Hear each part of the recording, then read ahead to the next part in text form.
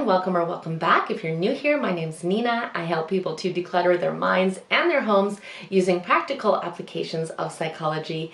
And today we're going to be talking all about 6 different decluttering mistakes that can cause us to feel anxious, hopeless, and overwhelmed. Now, if you struggle with clutter or disorganization, it's very possible that you have many people in your life who simply cannot relate to this.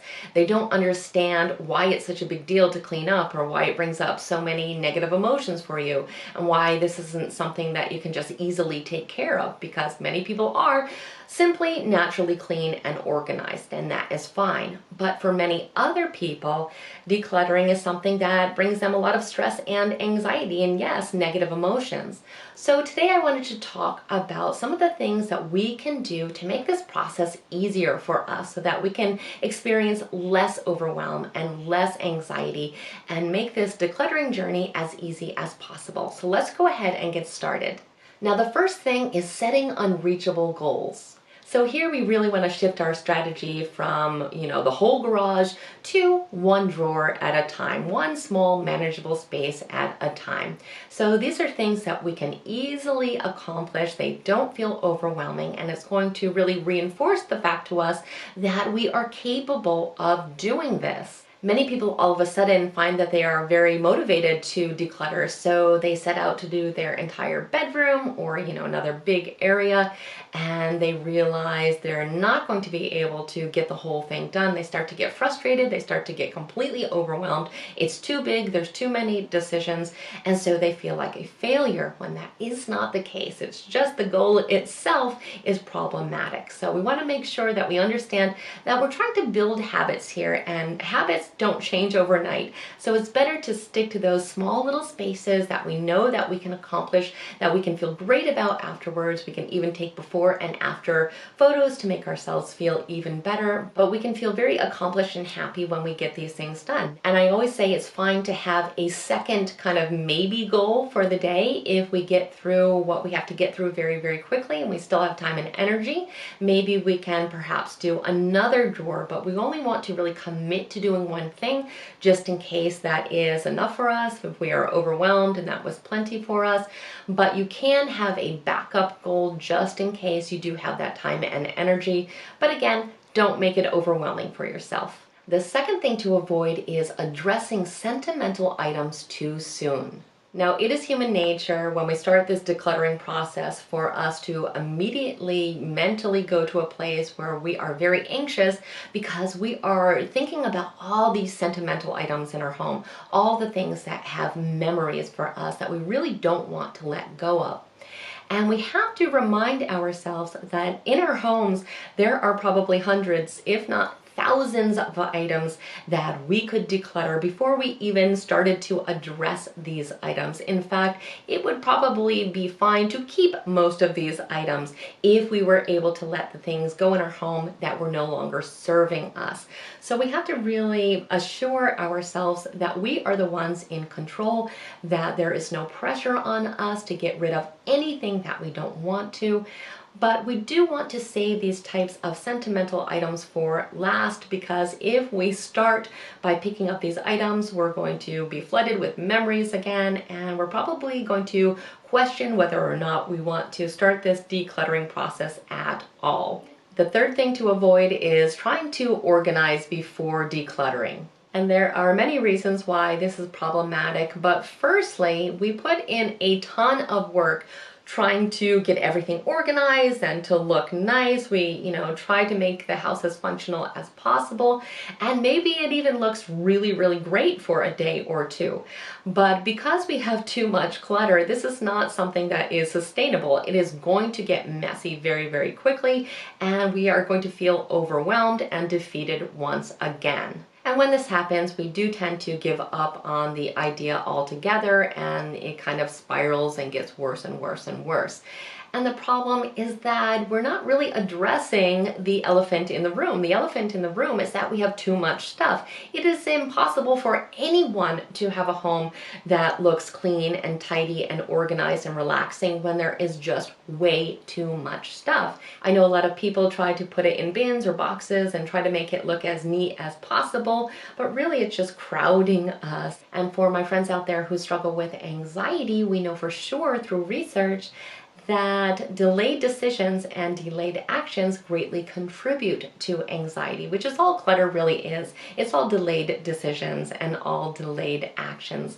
So if we can instead kind of push forward, get through that initial discomfort, we're going to find that we can have a reduction in stress and anxiety because our body and our brain starts to understand that we are actively trying to solve this issue.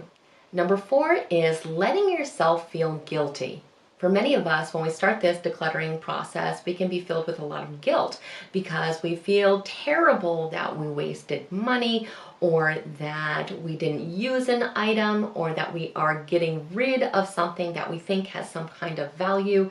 So it can really fill us with a lot of negative emotions. So our natural tendency becomes trying to keep these items and wanting to hold on to them, which is something in psychology called the sunk cost fallacy. Now, this is something that I recently made a video all about. I will go ahead and link it in the description box below so you have that resource. But basically it's saying once we put money or time into something, we tend to want to keep it even when it has no current value or even when it is actually costing us in the present. But what needs to happen is that we need to be prepared to have these feelings because they are not rational feelings, but a lot of times they do come up. We need to remind ourselves that holding on to items does not make them valuable. It does not give us a return on the investment if we are not using them or enjoying them. So basically we are just trying to alleviate our guilt. But really we can think about it in another way. We can remember that holding on to something that isn't serving us is actually costing us. It's costing us our well-being, as we talked about. It can cost us our relationships or the health of our relationships because other people can get upset about all this clutter. It can keep us from having a relaxing, beautiful home that we are proud of. And it can have a lot of physical costs because we can, or material costs because we can have to buy a lot more storage bins and things like that. So having this clutter really does cost us. So we just have to really remind ourselves that we don't need to feel guilty because we are actually improving our lives.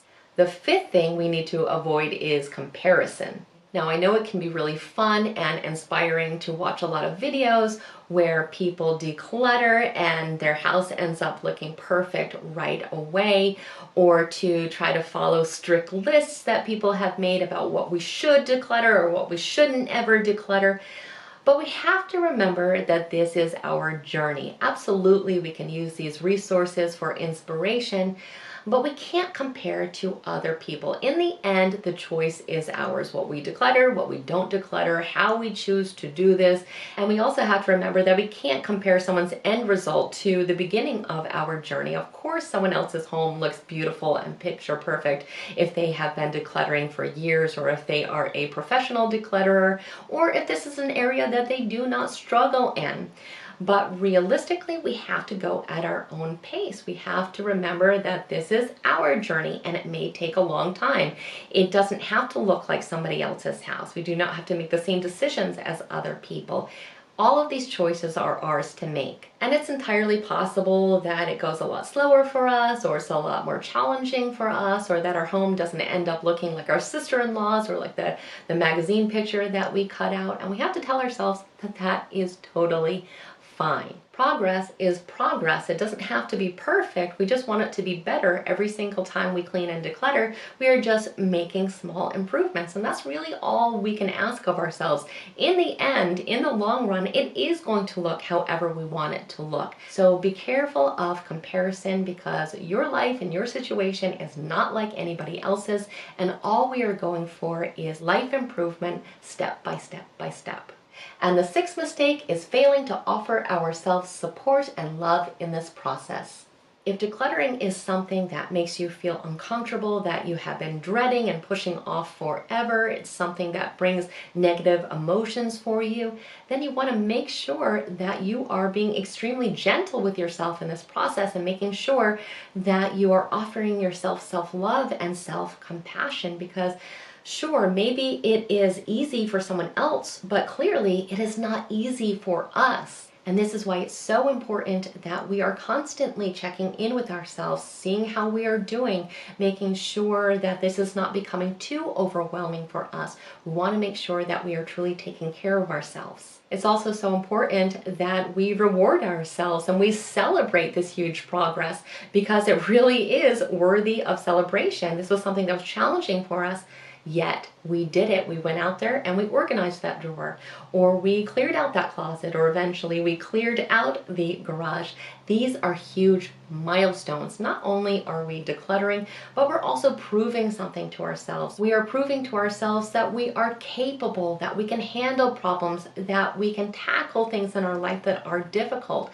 And these are all things that really deserve praise. So make sure that you are really treating yourself and that you are celebrating these wins, because they truly are wins. Also, please know that if this is bringing up so many negative emotions and it is just becoming too much for us, to seek support during this process. We can talk to a friend, we can talk to a therapist, we can talk to a family member, or we can join a support group filled with other people who are kind of going through the same thing and really can identify with this same struggle. It can be very helpful to know that you aren't alone in this process. And believe me, I've worked with enough people that I know you are absolutely not alone.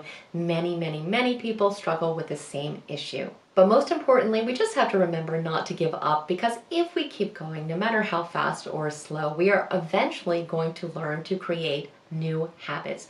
And habit change is the key to meaningful changes in our life. We can change anything in our life if we simply change our habits. And this is something else that I have a whole video about. I will go ahead and link it down in the description box below as well. So that being said, I wish you so much luck and love in this process. I know it's not always easy, but for many people, they find as soon as they start to get going, it actually is very rewarding and actually a lot of fun. So please keep me posted on your progress. If you found this video to be helpful or interesting, please like it, share it, and definitely become a subscriber if you are not one already. We absolutely want you to stay connected, and I truly hope the rest of your day is extraordinary.